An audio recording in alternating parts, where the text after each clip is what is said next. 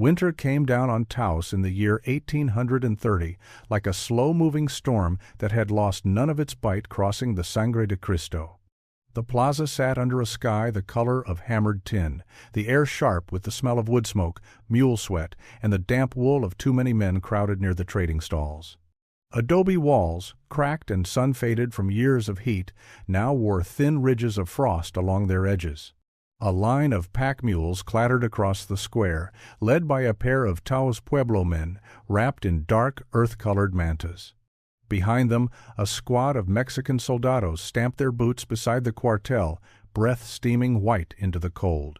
French engagés, Missouri Americans, Ute families, and old Spanish settlers mingled in easy chaos, the winter rhythm of a frontier settlement that spoke half a dozen languages and trusted none. Elias Boone Hardesty stood at the edge of this commotion with the stillness of a man used to letting the world move around him. He was young, not yet 30, though the mountains had carved years into his face quicker than any calendar could.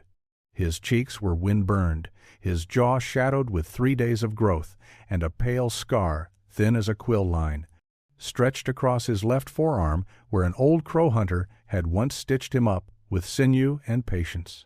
He had lived with the Crow long enough to learn their sign talk and enough of their worldview to know the land had moods, just like a man did, quiet one day, murderous the next. That morning he wore a buffalo coat stiff with old frost, a wool shirt gone threadbare at the elbows, and leggings patched in 3 different styles, Crow, Ute, and something that might have been Missouri French if you squinted.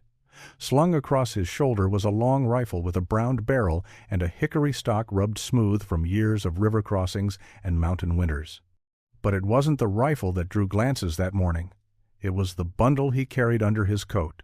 Elias slipped into the shelter of an open-fronted stall, where a brazier glowed warm beneath a rack of mule harnesses. A few trappers crowded inside, boots muddy, faces half hidden under battered hats. Among them he recognized Baptiste Duval, a Frenchman who smelled permanently of tallow and wet beaver, and Clem Rawlins, a Missouri man with a laugh like a breaking branch and a talent for losing money at any table that offered cards. Rawlins squinted at Elias. "Boone Hardesty," he drawled. "Ain't seen you since you come limpin' out of the Green River country last spring. Heard you was winterin' up north with the Crows again." Elias only shrugged. Speaking of one's movements was not a habit he shared with white men. Duval grinned through missing teeth. "Ah, but look. He carries something, a thing he hides like a priest hides a sin." He jabbed a finger toward Elias's coat. "Show us." Elias hesitated. He had not planned to reveal the map here, but the cold had tightened around him like a vice. And the fire was good, and the eyes on him were too curious to ignore. Slowly, he drew the bundle out. It was an odd thing, half buckskin, half parchment, the two materials sewn together in a pattern so precise it seemed almost delicate.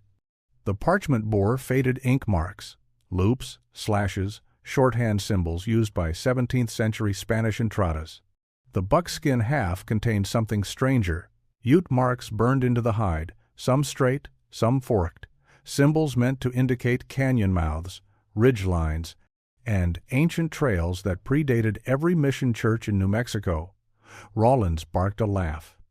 "What in the devil is that? Looks like a drunk priest made friends with a blind Ute." "Spanish ghosts draw straighter trails than that," another trapper muttered. "Ain't no mines in those canyons," Duval added. "Just bones and stories to scare green boys." Elias didn't rise to the bait. He unfolded the map on his knee, smoothing the parchment where it creaked with age. He traced the crooked dotted line running from Taos north by the Pecos headwaters, then cutting sharply across the central Rockies along a route that no American trader or trapper used. Men crossed the mountains where the country allowed it through South Pass or along the easier Shoshone trails. But this trail ignored all logic, veering into bad country choked with timber, deep canyons, and winter winds that could flay a buffalo hide into ribbons. A place no white man bothered to go. Rawlins leaned closer, frowning. "Who gave you that fool thing?" Elias looked into the fire. "A Ute elder, old as the pines above the Piedra. I found him in a gulch last fall after a misstep took his horse down. Sat with him through the night. Man was dyin'. He tapped the buckskin half. Said this leads to Las Minas Perdidas. Duval crossed himself. Even he knew the old tales. The lost mines of the Pecos? Sangre de Cristo, too, the stories say. Clem Rawlins scoffed. Spanish been chasin' ghosts in these hills since Coronado. Found nothing but trouble. Why would a Ute tell you where silver lies? Elias didn't answer immediately. The memory of the dying elder returned with unwelcome clarity, the man's voice thin as snowmelt, his breath rattling, his eyes bright with something that was not fever. Not for you, the elder had whispered. For the mountains, but you listen like a man who hears the earth. The mines took many, more than the Spanish told. If you seek them, go alone, and the mountains may judge you fairly. Elias folded the map and tucked it back under his coat. He said the Spanish left because they were warned. Rawlins snorted. Warned by who? Spirits? Maybe by the Ute, Elias replied. Maybe by the land. He stepped from the warmth of the brazier into the icy air.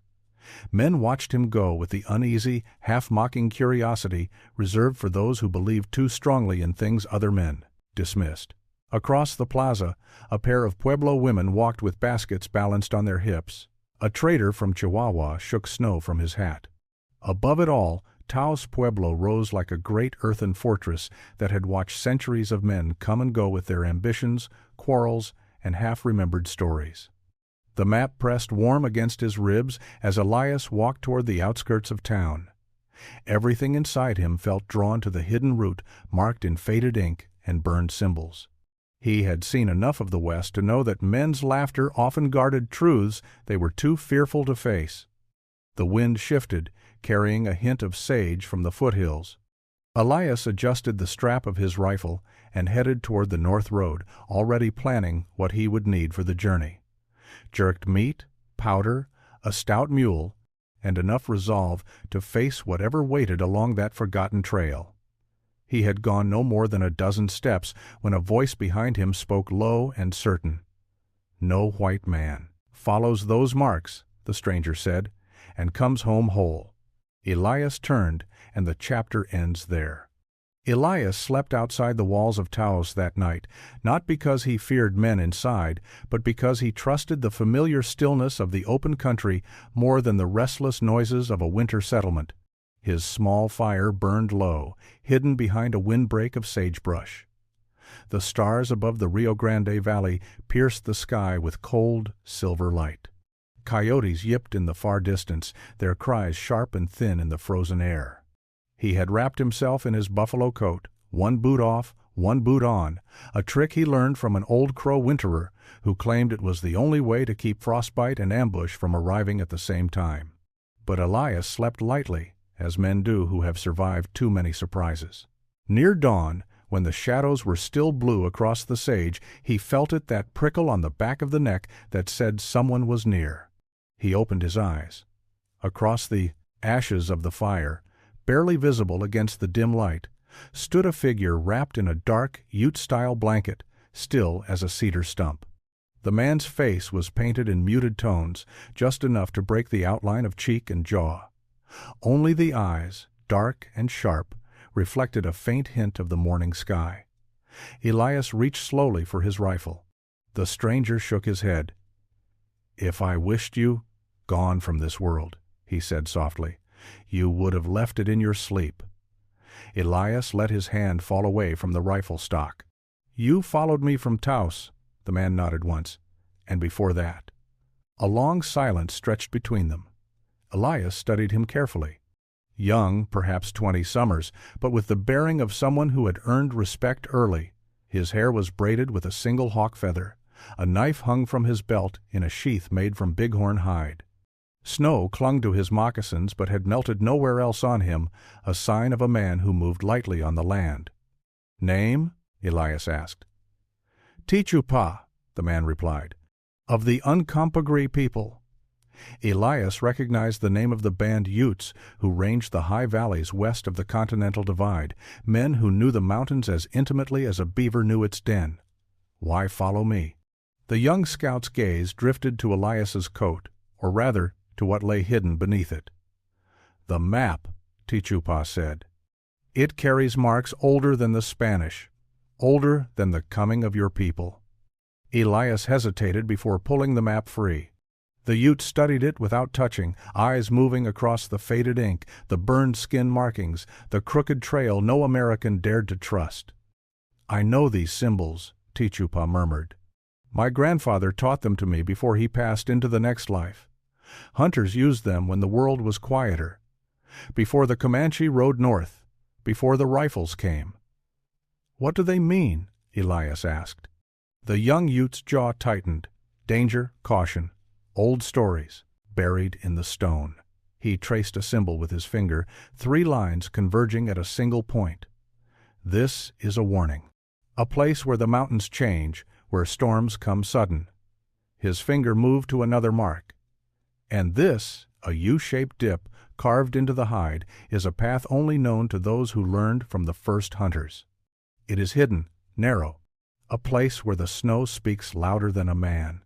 Elias felt something stir in his chest, something between hope and unease. "So the path is real." Tichupa's eyes lifted to his. "Real, yes. Safe?" "No." The wind picked up, hissing through the sage. In the gray morning, Elias looked toward the distant range, the dark teeth of the mountains rising against the pale sky. Somewhere beyond those ridges lay the hidden pass. Somewhere beyond that, if legend held any truth, lay the old Spanish diggings the map promised. "You mean to follow this trail," Tichupa said, not as a question, but a certainty. Elias nodded. "I do."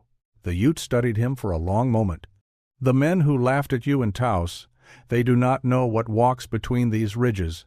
They think only of beaver and silver. You think of something else." Elias didn't deny it. "I think of truth. The elder who gave me this map saw something worth remembering." Tichupa stepped closer. "Then hear my words, mountain man.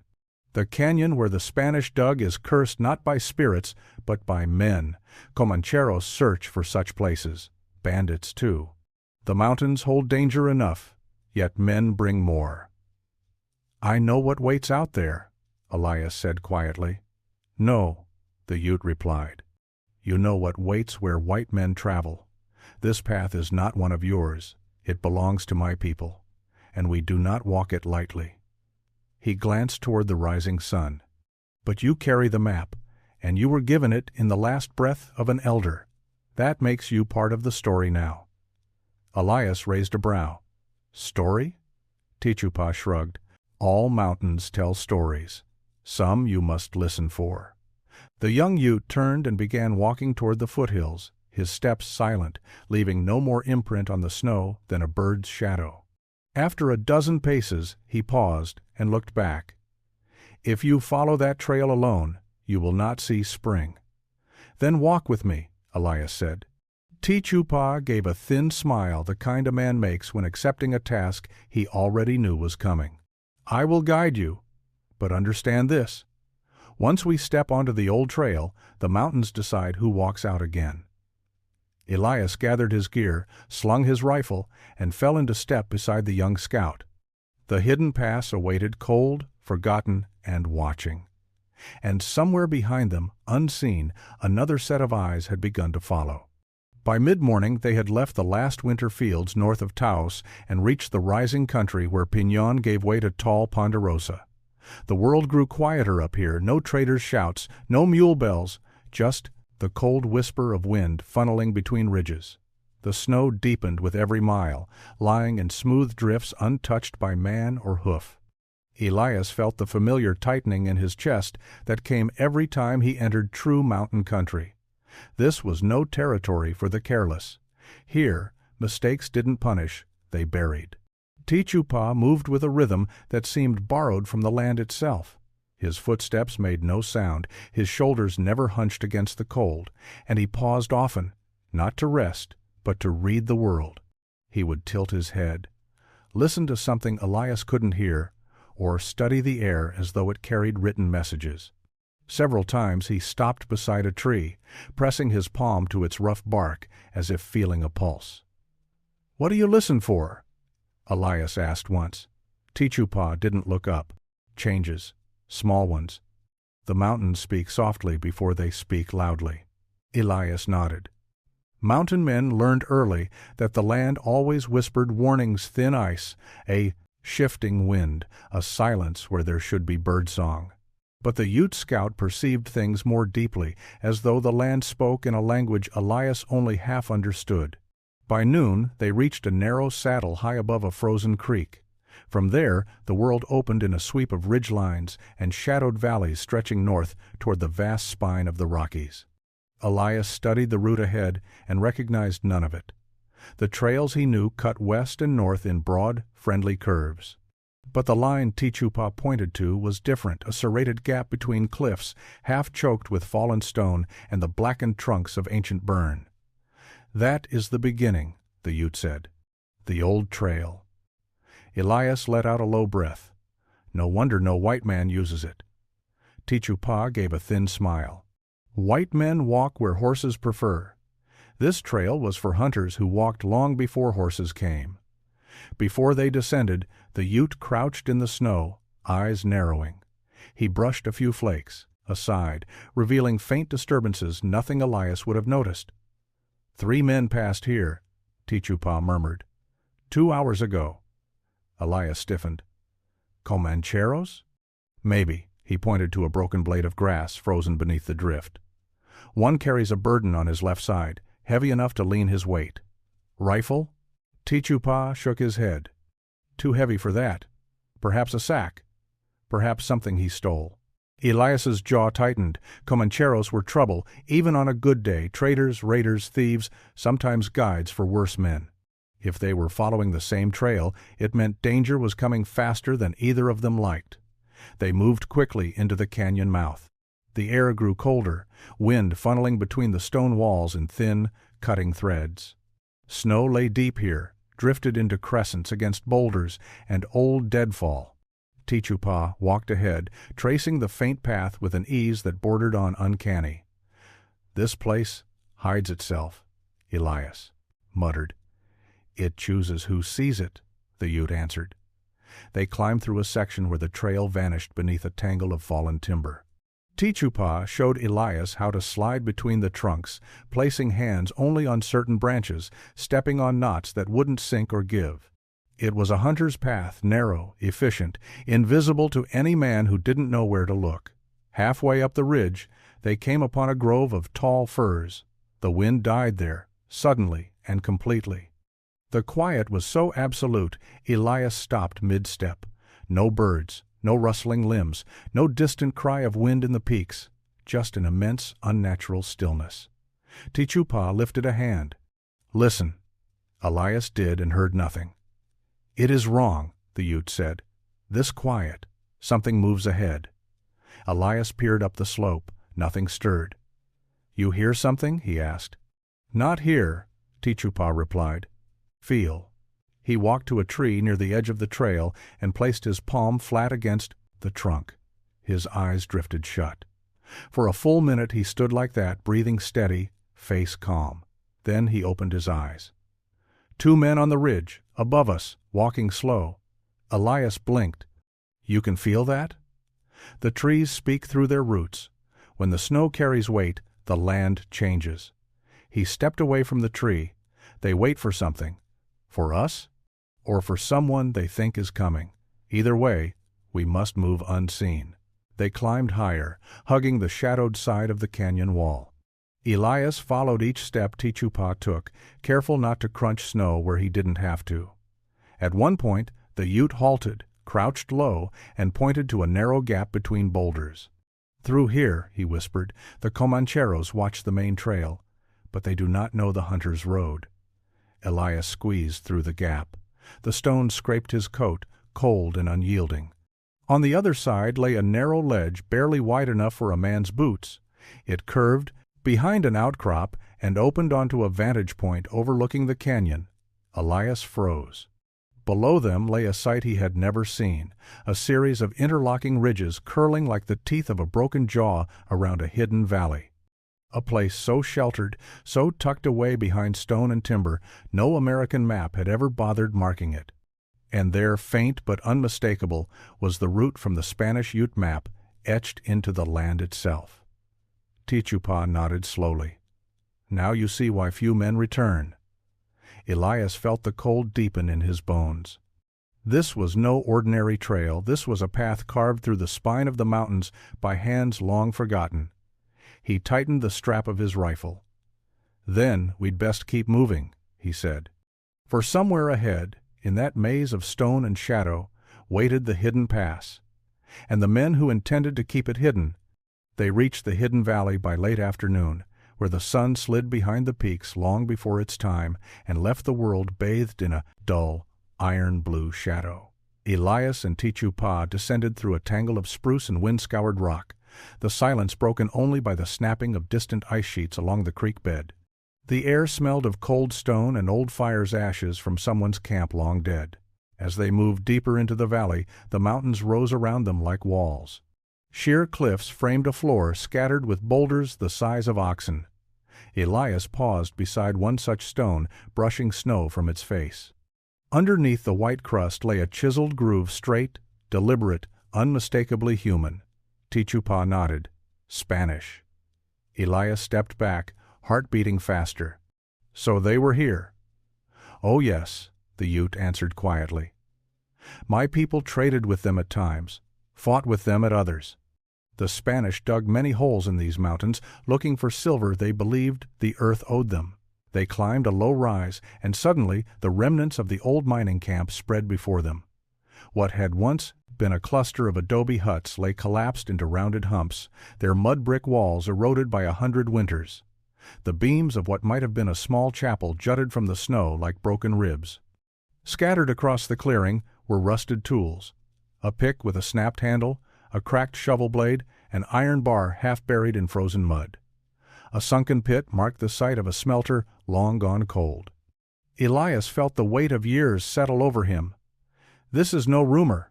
No, Tichupa said. But the Spanish left quickly, too quickly. Elias walked among the ruins, each step a crunch of memory and frost. He knelt beside the smelter pit, brushing snow from a row of stones, once blackened by fire. Silver extraction left a smell sharp, metallic, lingering. Even after decades, he imagined he could still sense a faint trace of it. He looked up at the dark mouth of the canyon beyond the camp.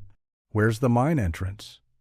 Tichupa pointed with his chin toward a slope covered in a great pile of rockfall. There. Elias stared.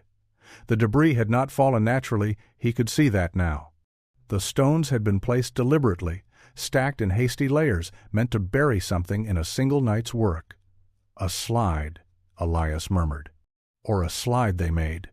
Tichupa crouched and pushed aside a loose stone. Beneath it, a wooden beam appeared blackened, broken, weathered almost beyond recognition. Timbers from a shaft, he said. Elias's pulse quickened. He moved aside more stones. The timbers continued deeper into the pile. The Spanish had sealed the entrance, but why? A sudden cry echoed faintly through the valley, sharp, distant, quickly swallowed by the wind. Elias froze. Tichupa straightened immediately, nostrils flaring, eyes scanning the ridgelines. Comancheros! 2 of them! They saw us come down. Elias cursed under his breath and drew his rifle. We need to move. No, the Ute said. If we run, they will track us. This valley has only one exit, and they know every ridge here better than you do. Elias steadied his breathing. Then what? Then we listen, Tichupa replied. And let the land tell us where they stand. He knelt beside a frozen pool near the ruined chapel. With his knife, he cut a thin shard of ice, delicate as glass, and held it between his fingers. He set it upright on a flat stone. Elias looked around, confused. What's that for? Tichupa didn't answer. He watched the ice. At first, nothing happened. The shard stood motionless in the still air. Then, after a moment, it trembled just slightly, tilting a hair's breadth to the left. Tichupa nodded. 2 men. On the ridge to the west, moving slow. Watching the camp, but staying hidden. Elias blinked. How can you know that from a piece of ice? "The air moves before sound travels," the Ute replied. "Every step a man takes pushes air up slopes, through trees, down into valleys. The land feels it. So does the ice." He lifted the shard, revealing a faint pattern of frost on the stone, tiny crystals disturbed by the subtle currents. "To the east," he added, "there is another man. Alone. He waits near the pass." "They're trying to trap us," Elias muttered. "Yes," Tichupa agreed. "But they have not seen all ways through this valley. Only those men with rifles forget that the old hunters walked here long before guns." Elias looked toward the rock slide covering the mine. "If we clear some of those stones, could we get inside?" Tichupa shook his head. "Not quickly. And more danger lies beneath. Old tunnels collapse, bad air." "But the Spanish sealed it for a reason." Elias frowned. "You think they left because of Comanche raids, or something worse?" Tichupa's expression darkened. "My grandfather said the Spanish were warned. By Ute. By storms. By other things. Sometimes the mountains speak clearly, sometimes men refuse to listen." Elias studied the ruins again, the broken church beams, the rusted picks, the hasty rock barrier over the mine. This place bore the imprint of fear, not a panic of a single night, but a withdrawal born of certainty. Something had driven them away, and they hadn't bothered to return. Elias lowered his rifle. "We need high ground." Tichupa nodded. "Follow me. There is a ridge the Spanish never found. From it, we will see everything." As they moved toward the rocks, Elias glanced back at the collapsed mine. The dying Ute elder's final words echoed in his memory. "Not for you, for the mountains.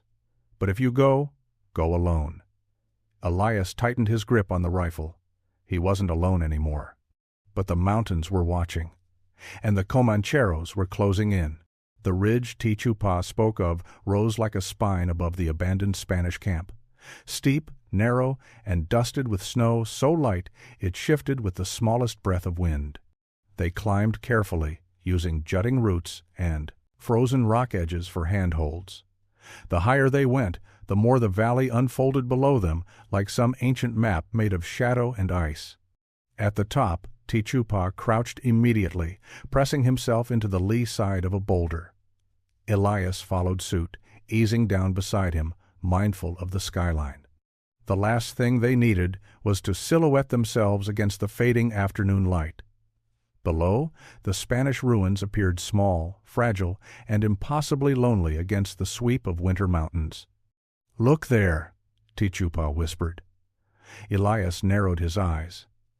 At first, he saw only rocks and snow. Then a flicker. Something moved along the western ridge, a shape slipping between shadows. A man. "That's one of them," Elias said. "Yes, the one who walks with a limp," Tichupa replied without hesitation. "How do you know he limps from this distance?" Elias muttered. The Ute's lips curved in a faint smile. "Because when he pauses, he leans into the wind. A man with good legs plants his feet square. A hurt leg leans." Elias let out a breath. "I'd have never seen it." "You would," Tichupa said. "In 10 winters, maybe." The Ute turned away from the ridge and focused instead on the trees directly behind them. His eyes narrowed, studying the thin dusting of snow that coated the bark. "Another man is near," he murmured. Elias stiffened. "How can you tell?" "Look at the snow on the trunk," Tichupa pointed. Elias crawled closer, examining the tree. At first he saw nothing unusual, but then he noticed it. The pattern of flakes on the bark was slightly disturbed, only on one side, so faint he might have ignored it entirely. "The snow trembles when a man moves through the timber," Tichupa said. "The tree carries that tremble. Only a little, but enough." He placed his hand against the trunk, much as he had done earlier. "He is 20 paces behind us," he added, "but he waits. He thinks we do not know he follows." Elias's stomach tightened. "Comanchero?" "Perhaps," Tichupa said, "or someone working with them." The cold wind shifted, sending loose flakes swirling across the ridge. Elias pulled his coat tighter as the Ute moved to a patch of fresh snow and knelt.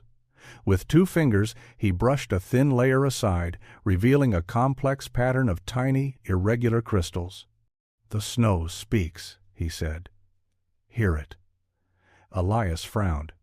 "I don't hear anything." "Not with your ears."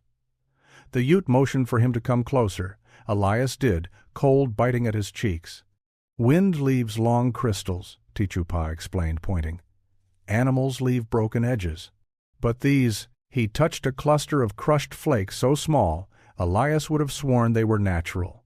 "These come from a man stepping lightly on a ledge above us, not downwind, not upwind, but crosswind." Elias stared. "How can you tell direction?" "The snow angles," the Ute said. "If the crystals lean south, the weight came from the north. If they lean east, the weight came from the west. These lean southeast." Elias slowly exhaled. "So someone is moving across the ridge?" "Yes." "A hunter, not a raider. Raiders are loud. Hunters wear softer moccasins, step differently." He paused. "This one is patient." "Tracking us?" Elias asked. Tichupa nodded once. "He follows the old signs. Someone has told him where these trails are." A sudden gust rattled through the pines, scattering loose snow from the branches. Elias scanned the valley and ridgelines, his heart pounding. "What do they want?" he asked. "The map," Tichupa replied. "Your people love maps. They think if a thing is drawn, it becomes theirs." Elias didn't argue. Too many men he'd met believed exactly that. The Ute stood and motioned silently. "Come, there is another place we must see. It will give us the advantage." They moved along the ridge, keeping low behind brush and stone. The wind picked up, carrying with it the metallic taste of an incoming storm. Elias could see clouds building over the distant peaks, thick, gray, and heavy with snow. Tichupa stopped suddenly and knelt by another tree. This time he pressed his ear to the trunk. Elias blinked. "What now?" Tichupa raised a hand. "Listen." Elias leaned closer but heard only the wind. The Ute pulled back. "3 men, below, moving toward the mine." "How do you know?" "The tree sings," Tichupa said simply. "Its roots feel the ground, footsteps far away, heavy ones. These men carry much." Elias stared at him, disbelief and awe mingling inside him. "How long have your people known this trick?" Tichupa shrugged. "As long as the mountains have stood, white men think tracking is seeing footprints. That is one way, but the land gives more: air, snow, trees, birds." Elias nodded slowly. "Birds?" Tichupa pointed toward a lone magpie perched on a distant boulder, its feathers fluffed against the cold. Its head cocked sharply once to the west, then to the south. "That bird has seen men," the Ute said. "It warns its own kind. If you know how to listen, you can follow the warnings." Elias watched the magpie lift off and fly toward a patch of timber. "So the men are moving that way," he murmured. The Ute smiled. "Now you begin to hear." The storm darkened overhead. Snowflakes drifted down light at first, then thicker, heavier, more urgent. Tichupa's expression tightened. "The Comancheros will use the storm to strike. They think the wind hides their sound." Elias lifted his rifle. "But it doesn't hide the land." "No," the Ute said. "Never." He looked at Elias with a seriousness that cut through the cold. "Tonight we must fight, and to survive you must trust the land as my people do. Because when the storm comes, sound dies. Sight fades, but the earth still speaks." Elias nodded, pulse steady, breath white, in the gathering dusk. "Then teach me," he said, and the storm rolled in. The storm arrived not as a slow curtain of snow, but like a living thing fast, snarling, clawing its way down the ridges with a wolf's hunger. One moment the world was dim and gray, the next it vanished behind a wall of swirling white. Elias had seen mountain storms before, but never one that moved so suddenly or with such ferocity. The wind tore at his coat, stung his face, filled every breath with needles of ice. "This is no accident," Tichupa shouted over the gale.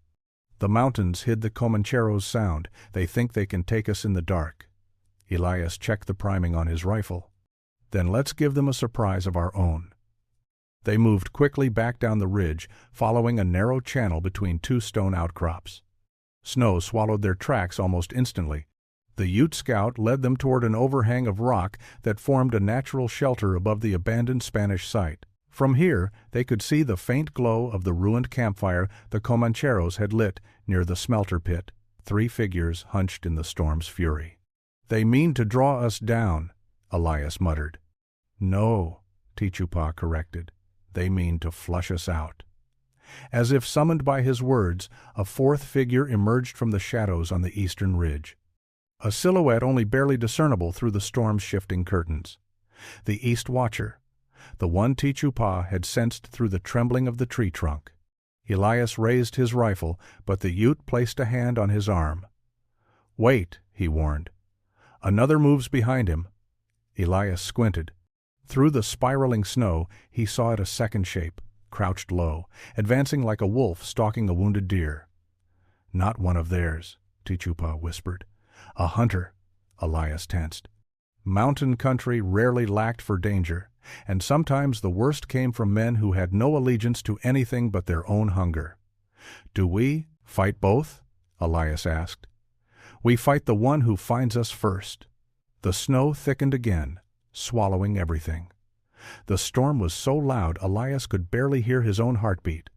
Yet beside him, Tichupa lowered his head, eyes half closed, listening not to sound but to the land itself. A long, tense moment passed. Then the Ute spoke. 3 men approach the mine. One is near the old chapel. The hunter is circling. He knows these trails.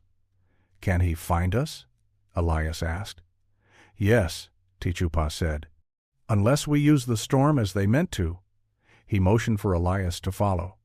They slipped down the rocky slope, moving with the storm's howling breath, hidden by the swirling white. They reached the collapsed mine entrance just as a Comanchero stepped into view, his rifle raised, head low against the wind. Tichupa didn't hesitate. He lunged forward, silent as a striking cat, and brought the man down with a knife angled clean between ribs. The body dropped into the snow, without a sound. Elias pulled the dying man behind the rock slide. "That's one." "There will be more," Tichupa said. The next arrived moments later, a broad-shouldered raider who shouted something in Spanish before firing blindly into the storm. The bullet struck a boulder near Elias's head, showering him with shards of stone. Before the man could reload, Elias stepped from behind cover and fired a single, measured shot. The Comanchero staggered, dropped to one knee, then fell face first into the snow. The storm swallowed the sound before it traveled 20 yards. "Tichupa," Elias said. "The third?" The Ute was already moving, eyes fixed upward. "He is above us." The words had barely left his mouth when the hunter revealed himself slipping down from a ledge like a shadow torn free from the rock. He moved with the precision of a man born to this land. Not Comanchero, not Spaniard, not American, something older. His knife gleamed in the stormlight. Elias raised his rifle, but the hunter was too close, far too close. The blade slashed, catching Elias across the coat, slicing through hide and wool, but missing flesh by a hair's width. Tichupa leapt between them, intercepting the next strike. Steel met steel as the 2 warriors clashed in the snow. The storm howled around them, winds twisting their silhouettes into ghostly shapes. The hunter moved with uncanny silence, his footfalls leaving no imprint, just like the Ute scout. Elias watched with a sinking realization. "He knows your ways," Elias muttered. "He learned from the same elders," Tichupa said through clenched teeth. "But he chose the path of shadows." The 2 men grappled, slipping in the snow. The hunter drove forward with a brutal efficiency, trying to force Tichupa against the rocks. Elias swung his rifle like a club, cracking it against the man's shoulders. The blow staggered him, but did not drop him. The hunter turned on Elias, eyes bright with a predatory gleam. Then Tichupa struck, a swift, low cut to the leg, quick as a rattler's strike. The hunter stumbled, the storm whipping around him. Tichupa drove his knife upward, catching him beneath the ribs. The man gasped once, then collapsed into the snow. Silence returned, broken only by the storm's voice. Elias exhaled shakily. "You knew him." Tichupa crouched beside the fallen man, eyes somber. "His name was Moko Chi, a wanderer, a man torn between tribes. He turned to the Comancheros when they promised him silver." Elias nodded. "Men do strange things for silver." The Ute rose slowly, breath clouding in the cold. "The others will come when the storm clears," he said. "And there may be more than we know. This place draws greed like a fire draws moths." Elias glanced toward the sealed mine entrance, the timbers buried beneath the stones. "Then we end this," he said. "We end it," Tichupa agreed. The storm raged on, darkness thickened, and the mountains prepared to witness blood again, just as they had in the days of the Spanish.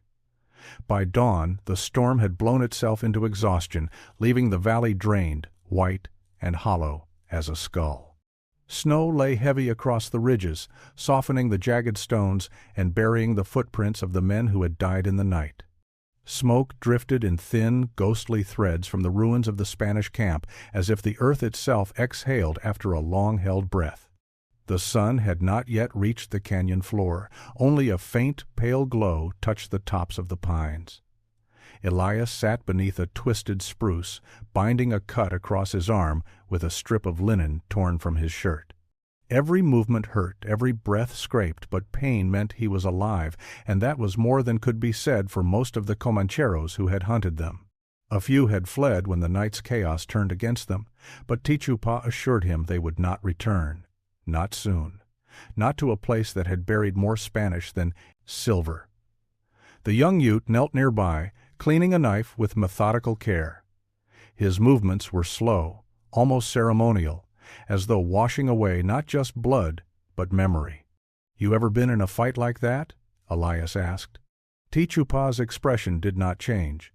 "Once, when I was younger, at the edge of Uncompahgre, a man tried to take my uncle's horses. My uncle survived, the other man did not." Elias nodded. "The hunter, Moko Chi." "Yes," Tichupa said softly. "He learned the mountains the same way I did, but he listened to the wrong voices." He paused, staring at the snow where the body had been. "Some trails lead men away from themselves." Elias didn't press. The Ute's grief was quiet, like the land felt more than spoken. They ate a small breakfast of dried meat and snowmelt warmed over embers. Elias studied the collapsed mine entrance, the great mound of rock the Spanish had heaped there long ago. Now that the storm had cleared, he could see more clearly how deliberate the burial was. The stones were layered in careful patterns, not tossed by accident. "They sealed it tight," Elias murmured. Tichupa rose and walked closer to the rock slide, brushing frost from one of the exposed timbers. "They feared something. Not spirits, though the Spanish liked to name everything they did not understand. Something real." "The Comanche?" Elias asked. The Ute shook his head. "No. My people warned them first." The Ute and the Jicarilla both told the Spanish that digging in these mountains brought danger, that the land here sleeps lightly. But the Spanish did not listen. They dug and dug until the mountain cracked. Elias frowned. "Cracked how?" Tichupa tapped the buried beam. "Tunnels too deep, air too thin, shifts in the stone, several men died inside, bodies they could not pull out. The mountain swallowed them." He stepped back. "After that, they closed the mine and left." Elias exhaled slowly, and the Duman stories grew. "Yes," Tichupa said, "stories usually grow where men die." For a moment, the only sound was the soft creaking of snow settling under the morning cold. Elias looked at the map beneath his coat, the strange hybrid of parchment and buckskin, the last message of a dying Ute elder. He had followed it farther than any man he knew of, and it had brought him here into bloodshed, storm, and truth buried beneath stone. "We could dig it open," Elias said quietly, though he already knew the answer. Tichupa gave him a look that held neither anger nor judgment, only certainty. "You know what waits in those tunnels." Elias did. Death, collapse, the hunger of a mountain that had already taken too many. "And if we did find silver," the Ute continued, "what would it bring? More men, more guns, more greed. The canyon would fill with broken promises and broken bones. Elias sighed. Then we leave it. We leave it, Tichupa echoed.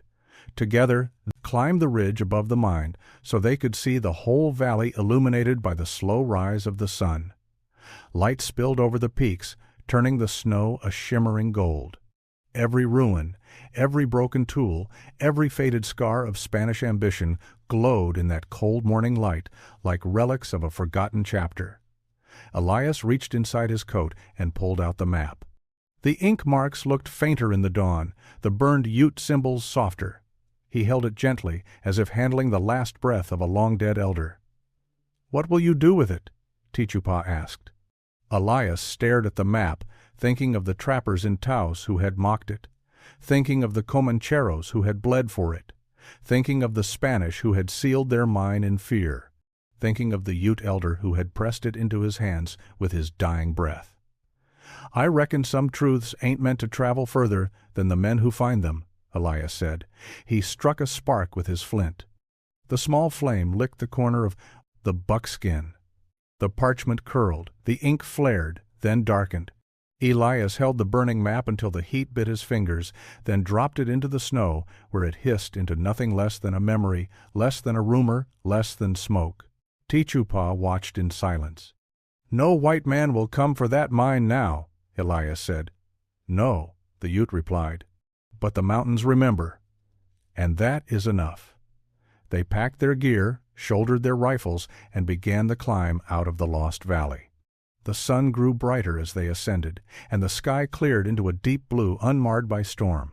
As they walked, Elias glanced back one last time at the canyon, the buried mine, the abandoned camp, the shadowed ridges where so many stories had ended. No silver shone there. No treasure waited. Only the truth, raw, hard, and cold as the mountains themselves. And Elias Boone Hardesty, mountain man, carried that truth with him as he and Tichupa began the long journey back toward Taos, leaving the lost Spanish mines to sleep beneath stone and snow, hidden from the world once more. Hidden the way the mountains intended,